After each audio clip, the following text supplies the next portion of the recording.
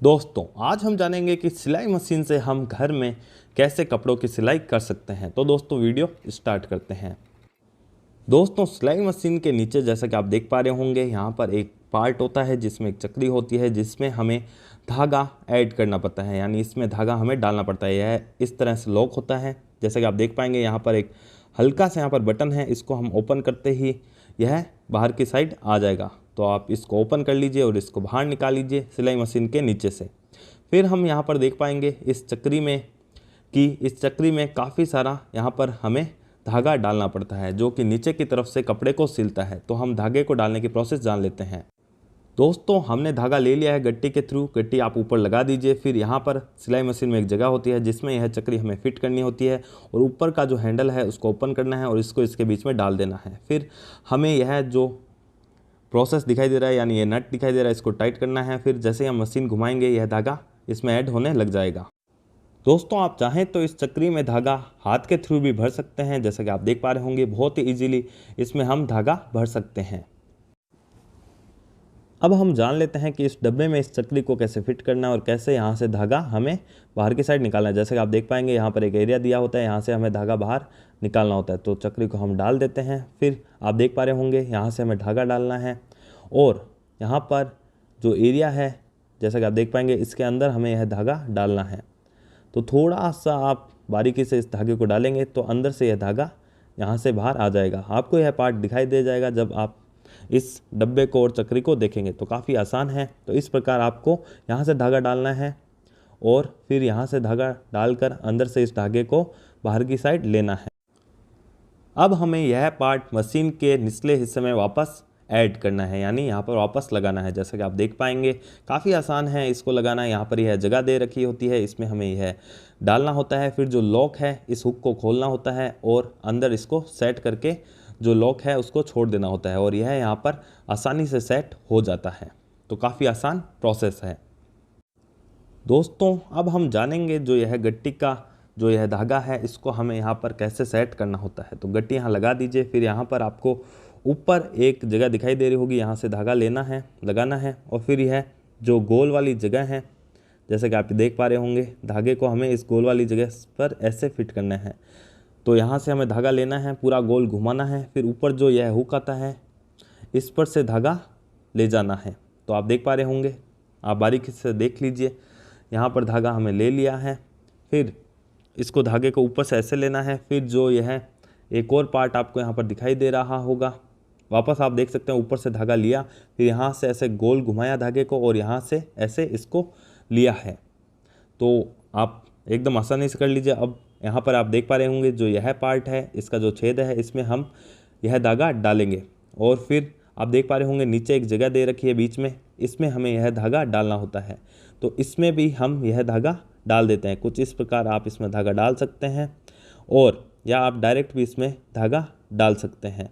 तो आप देख पा रहे होंगे थोड़ा सा यहाँ पर प्रॉब्लम होती है लेकिन यह धागा कुछ ही समय में डल जाएगा। तो आप देख पा रहे होंगे धागा यहाँ पर हमने डाल दिया है। अब हम सुई में धागा डालेंगे।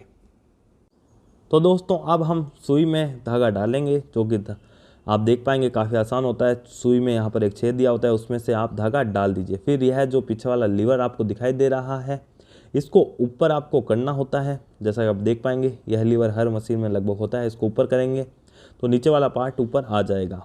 तो यहाँ पर हम देख पा रहे होंगे नीचे वाला पार्ट ऊपर आ गया है।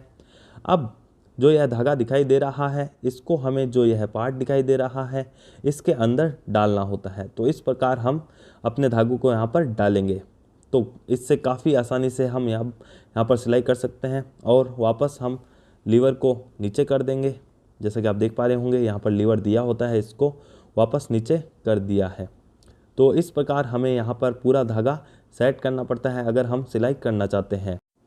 दोस्तों अब हम एग्जाम्पल के रूप में इस कागज़ को सीलेंगे, यानी इस अखबार को सील कर देखेंगे। तो दोस्तों सिलाई करने से पहले हमें यह लीवर ओपन करना होगा, उसको ऊपर करना होगा। फिर इसके अंदर यानी इसके नीचे हमें यह अखबार या कोई भी कपड़ा रखना होगा। फिर वापस हमें वह लीवर नीचे कर देना होगा ताकि यह एकदम एक्यूरेट प्रेशर बना पाए। फिर हम देख पाएंगे फिर हमें जो भी यहाँ पर जो यह दिया होता है घुमाने के लिए इसको घुमाना होगा।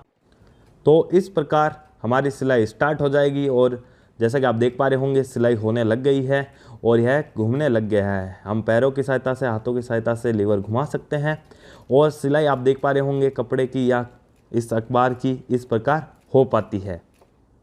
तो सिलाई कंप्लीट होने के बाद हमें यह लीवर ओपन करना होता है और आप देख पा रहे होंगे जो यह बीच में चक्री दी होती है इस पर थोड़ा सा हमें हाथ से खींचकर धागा खींचना होता है ताकि आसानी से धागा खींच जाए और सिलाई हो गई है जैसा कि आप देख पा रहे होंगे। आप देख पा रहे होंगे यहाँ पर सफ़ेद धागे से हमने सिलाई की है और यह अखबार पूरा हमने सिल लिया है। तो काफ़ी आसानी से हम यहाँ पर सिलाई कर पा रहे हैं। बस हमें जो सिलाई मशीन की सारी सेटिंग है, धागा कैसे सेट करना है उसको जानना होता है। उसके बाद काफ़ी आसानी से यहाँ पर सिलाई हो जाती है जैसा कि आप देख पा रहे होंगे।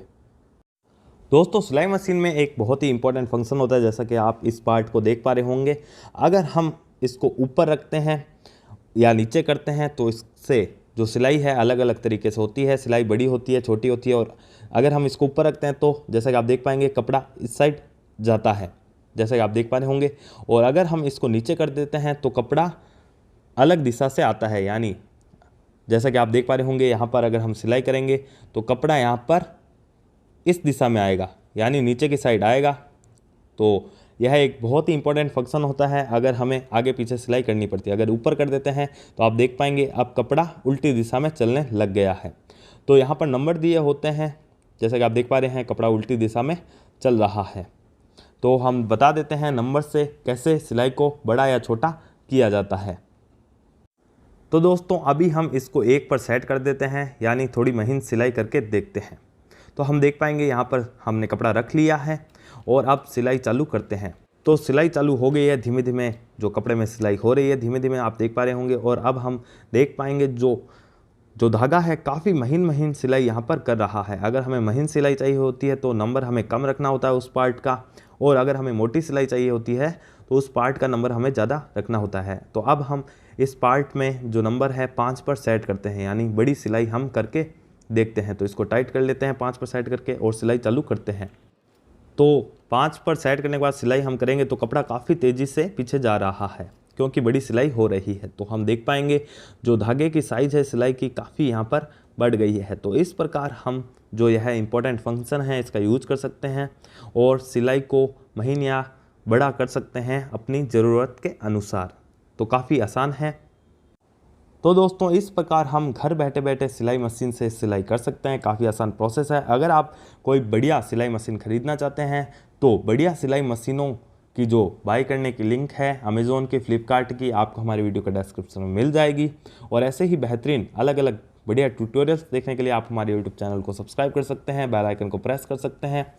तो दोस्तों आपको वीडियो कैसा लगा कमेंट करके बताइएगा। अगर कोई भी आपके मन में सवाल है सिलाई मशीन को लेकर तो आप हमसे पूछ सकते हैं, आपको कमेंट के द्वारा जवाब दे दिया जाएगा। तो दोस्तों मिलते हैं आपसे नेक्स्ट वीडियो में। धन्यवाद।